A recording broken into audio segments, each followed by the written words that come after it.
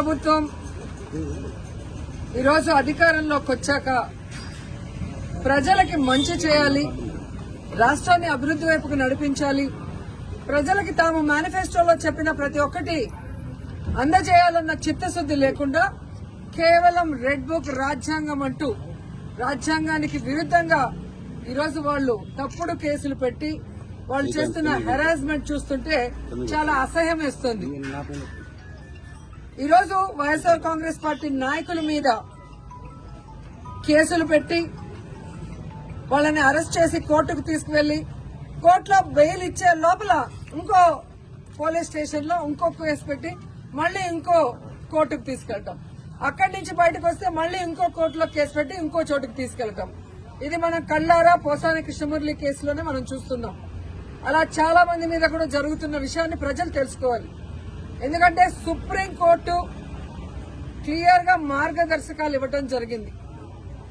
ఒక మనిషిని అరెస్ట్ చేశాక ఒకవేళ ఆ మనిషి మీద వేరే వేరే పోలీస్ స్టేషన్ లో కేసులుంటే వాటన్నిటికీ పీటీ వారెంట్ ఇచ్చి ఒకే చోట విచారణ చేయాలని స్పష్టంగా ఉన్న వాంటెడ్ గా ఈరోజు జిల్లాలకి పోసాన కృష్ణమురళి గారిని వెహికల్లో తీసుకెళ్లి ఎలా హ్యూమిలేట్ చేస్తున్నారు, ఆయన ఆరోగ్య పరిస్థితి బాగా లేకపోయినా ఆయన్ని ఏ విధంగా టార్చర్ పెడుతున్నారో మనం కళ్ళారా చూస్తున్నాం.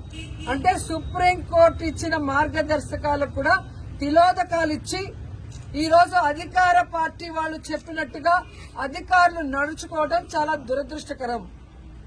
ఈరోజు వాళ్ళకి నేను సూటిగా చెప్తున్నాను, అధికారులకి అధికార పార్టీ చెప్పిందని మీరు ఈ విధంగా సుప్రీంకోర్టు మార్గదర్శకాలకి తిలోదకాలు ఇస్తే ఈ రోజు మా పార్టీ నాయకులు ఇబ్బందులు పడొచ్చు, కానీ భవిష్యత్తులో రాబోయేది వైఎస్ఆర్ కాంగ్రెస్ పార్టీ.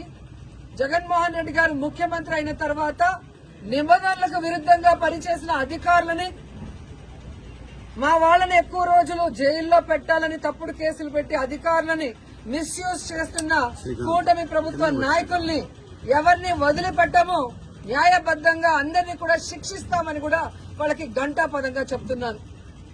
ముఖ్యంగా అధికారులు తెలుసుకోవాల్సిన విషయం, 9 నెలల్లోనే ఈ కూటమి ప్రభుత్వం చేతగాని ప్రభుత్వం, చెత్త ప్రభుత్వం, ప్రజల్ని ముంచే ప్రభుత్వం అని తెలుసుకున్నారు కాబట్టే ఈరోజు ఉత్తరాంధ్రలో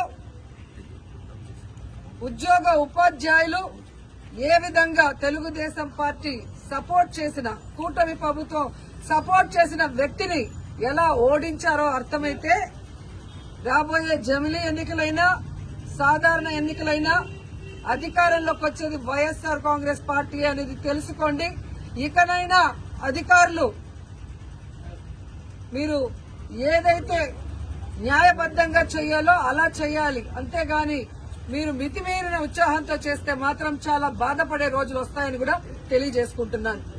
అండ్ ఈరోజు ప్రెస్ ద్వారా ఈ రాష్ట్ర ప్రజలకి చెప్పాలనుకుంటున్నాను, అలాగే కూటమి ప్రభుత్వానికి కూడా చెప్పాలనుకుంటున్నా.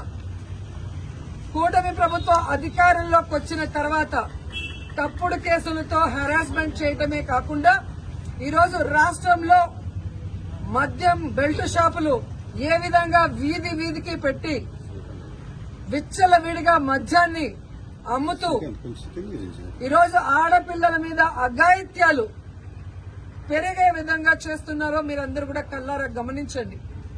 అలాగే ఈరోజు ఈ కూటమి ప్రభుత్వం అధికారంలోకి వచ్చిన తర్వాత ఈ ఆంధ్రప్రదేశ్ రాష్ట్రం గంజాయికి ఎలా అడ్డాగా మారిందో మీ అందరూ కూడా కళ్ళారా చూస్తున్నారు.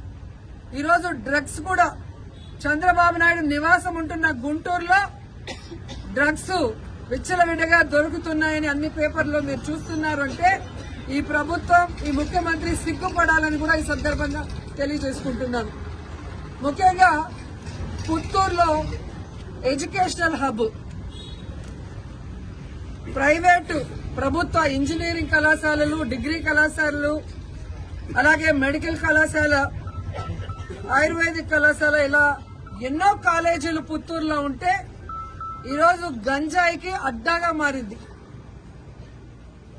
గతంలో కూడా తెలుగు యువత హరి అనే అబ్బాయి ఈ విధంగా విచ్చలవిడిగా గంజాయి అమ్ముతూ దొరికిన దాఖలాలు పుత్తూరులో మీకు కనిపించాయి. అదే వ్యక్తి వైజాగ్ లో దొరికాడు 28 కిలోలతో, అది కూడా మీరు గమనించారు. ఆ రోజుల్లో మేము పోలీసు వాళ్ళని ఇలాంటివి జరగకుండా తప్పు పనులు చేసే వాళ్ళని తరిమి కొట్టాం. కానీ ఈ రోజు ఎమ్మెల్యేనని చెప్పుకునే వ్యక్తి ఆడికి అమావాస్యకి ఒక రోజు కాన్స్టిట్యున్సీకి వస్తున్నాడే తప్ప గంజాయికి అడ్డాగా మారిన పుత్తూరుని నగిరిని కాపాడటానికి ఏ రోజు ఆయన నాయకులు పని చేయలేదు. ఈరోజు ఎంతో నమ్మకంతో తల్లిదండ్రులు తమ పిల్లల్ని పుత్తూరు నగిరి కాలేజీలకు పంపిస్తే వాళ్ళు అక్కడ హాస్టల్లో ఉండి చదువుకుంటున్న వాళ్ళకి గంజాయి డ్రగ్స్ అందుబాటులో తీసుకొచ్చి ఆ పిల్లల జీవితాలు నాశనం చేస్తుంటే ఆ ఎమ్మెల్యే పట్టించుకోవట్లేదు, అధికారులు పట్టించుకోకపోవడం దురదృష్టకరం. ఎందుకంటే మొన్ననే నగిరి రూరల్ ఎంకొత్తూరు హై స్కూల్లో పిల్లలు గంజాయి తాగి హెడ్ మాస్టర్ కాలర్ పట్టుకోవడం, ఆడపిల్లల్ని గిచ్చి ఏడిపించడం, టీచర్లని బూతులు తిట్టారని పెద్ద ధర్నా జరిగిన విషయం కూడా మీరందరూ కూడా గమనించుంటారు. సో ఈ విధంగా తెలుగుదేశం పార్టీ అధికారంలోకి వచ్చాక నేరస్తులకి ధైర్యం వచ్చింది. నేరాలు చేయడానికి ఏదో వాళ్ళకి లైసెన్స్ ఇచ్చిన విధంగా రాష్ట్ర వ్యాప్తంగానే కాకుండా నగిరిలో కూడా చాలా దౌర్భాగ్య స్థితిలోకి ఈ ప్రభుత్వం తీసుకెళ్లటం బాధాకరం. ఒక పక్క 100 రోజుల్లో గంజాయి అరికడతానని చెప్పి ముఖ్యమంత్రి గారు, హోమ్ మినిస్టర్ గారు చెప్తారు. కానీ 100 రోజులు అయిపోయింది. కుప్పంలో గంజాయి సాగు జరుగుతూ కూడా మీరు వీడియోలన్నీ చూస్తుంటారు. మరి ఒక పంట పండాలి అంటే ఈ రోజు ఇత్తనం వేస్తే రేపు రాదు కదా. మరి అంత సాగు జరుగుతూ ఉంటే ముఖ్యమంత్రి సొంత కాన్స్టిట్యున్సీలో చంద్రబాబు నాయుడు గారు నిద్రపోతున్నారు.